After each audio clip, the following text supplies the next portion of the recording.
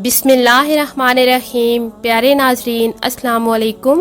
7 محرم کے دن جب نہر فرات کا پانی حضرت امام حسین اور ان کے خیمے والوں کے لیے بند کر دیا گیا تو حضرت امام حسین اور ان کے ساتھ تمام وفاداروں کی زبان تو اس پیاس کو برداشت کرتی رہی، لیکن چھوٹے چھوٹے بچے اور عورتوں کا پیاس سے برا حال ہو گیا تھا، کیونکہ کربلا کے میدان میں پانی کا کوئی بھی انتظام نہیں تھا سوائے ایک نہر فرات کے۔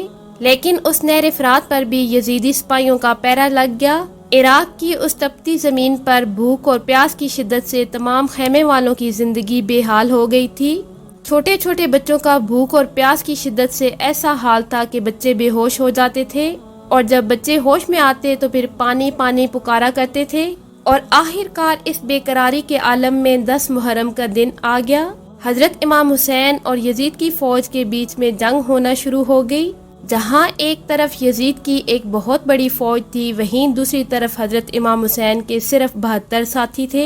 جنگ ہوتی رہی اور ایک ایک کر کے حضرت امام حسین کے وفادار اور بہادر شہید ہوتے رہے۔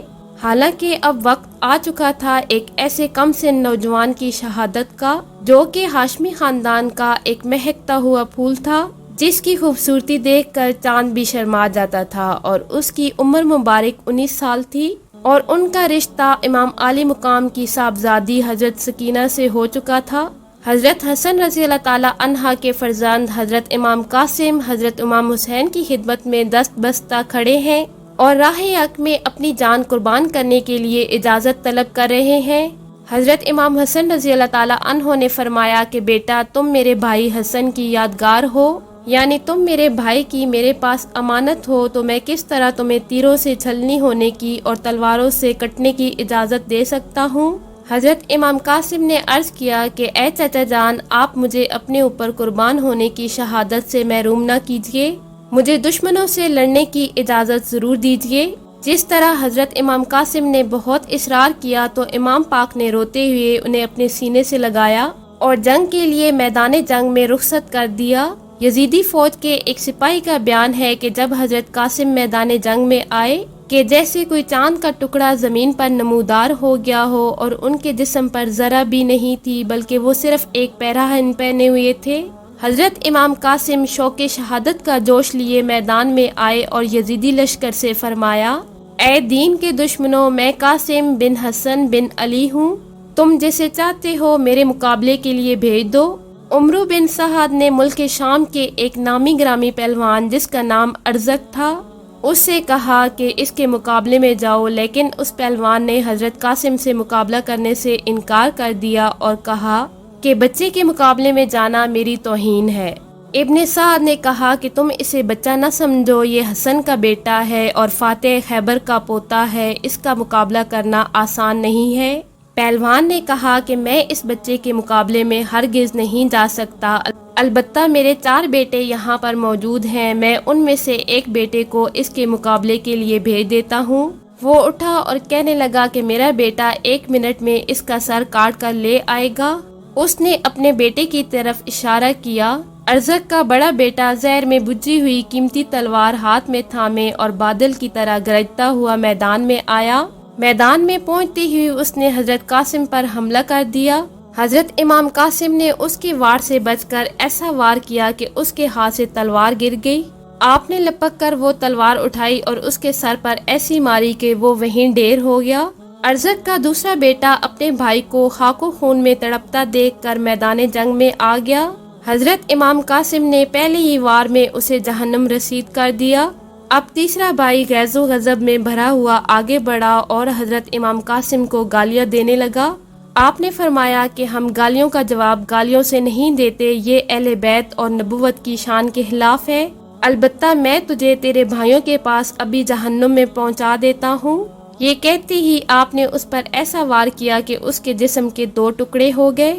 اب ارزق کا چوتھا بیٹا شیر کی طرح گرجتا ہوا حضرت امام قاسم پر حملہ آور ہوا۔ آپ نے اس کے وار کو بیکار کر دیا اور اس کے کندھے پر تلوار کا ایسا وار کیا کہ وہ منہ کے بل زمین پر گر گیا۔ اس نے پوری طاقت سے اٹھنا چاہا، لیکن تب تک حضرت امام قاسم نے اس کے سر کو جسم سے الگ کر دیا۔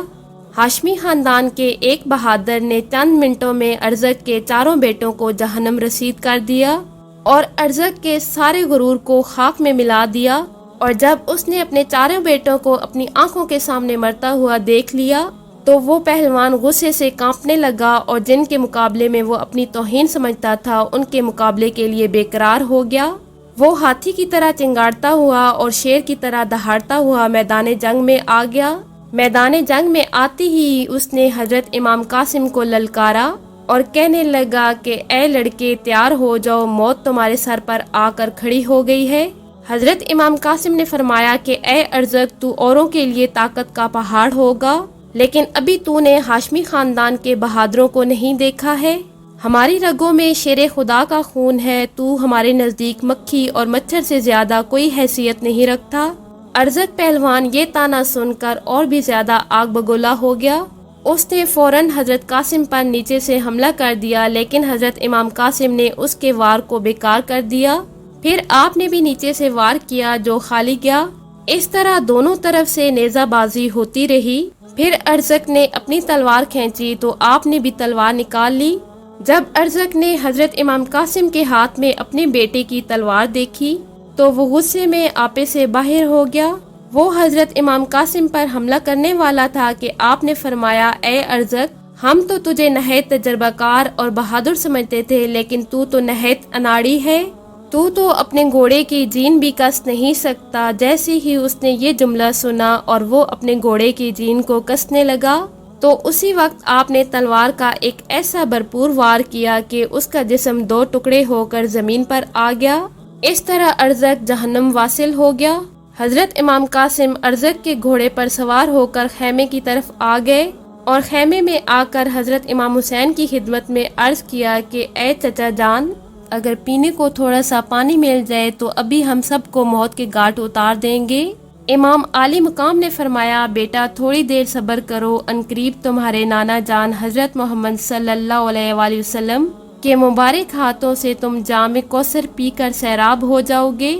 اس جام کو پینے کے بعد پیاس کبھی نہیں ستائے گی۔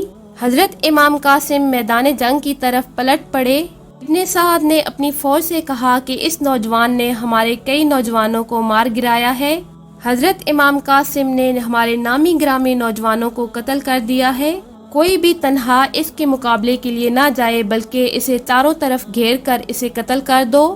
یزیدی فوج نے حضرت امام قاسم کو چاروں طرف سے گھیرے میں لے لیا۔ اس طرح لڑائی شروع ہو گئی۔ کوئی آگے سے وار کرتا تھا اور کوئی پیچھے سے وار کرتا ہے، کوئی دائیں سے وار کرتا ہے اور کوئی بائیں سے وار کرتا ہے۔ روایت میں آتا ہے کہ آپ کے جسم پر 27 زخم آئے اور آخر میں شیش بن شد نے آپ کے سینے پر ایسا نیزہ مارا کہ آپ گھوڑے سے نیچے گر پڑے اور پکارا، اے چچا جان میری خبرگیری فرمائیے۔ حضرت امام حسین اپنے بھتیجے کی آواز سن کر میدان جنگ کی طرف دوڑ پڑے۔ دیکھا کہ جسم نازنین زخموں سے چور چور ہے۔ آپ نے ان کا سر اپنی گود میں لے لیا اور چہرہ انور مبارک سے گرد و غبار صاف کرنے لگے۔ اتنے میں حضرت امام قاسم رضی اللہ تعالیٰ عنہ نے اپنی آخری مرتبہ آنکھیں کھولی اور اپنا سر امام پاک کی گود میں دیکھ کر مسکرائے، اور پھر آپ کی روح پرواز کر گئی۔ جوانی کی دہلیز پر قدم رکھتی ہی امام قاسم نے راہ حق میں اپنی جان قربان کر دی۔ اللہ اکبر۔ پیارے ناظرین، اللہ تعالیٰ سے دعا ہے کہ اللہ تعالیٰ ہمیں دین محمدی پر چلنے کی توفیق عطا فرمائے اور اہل بیت کی محبت میں بھی جینا مرنا نصیب فرمائے، آمین۔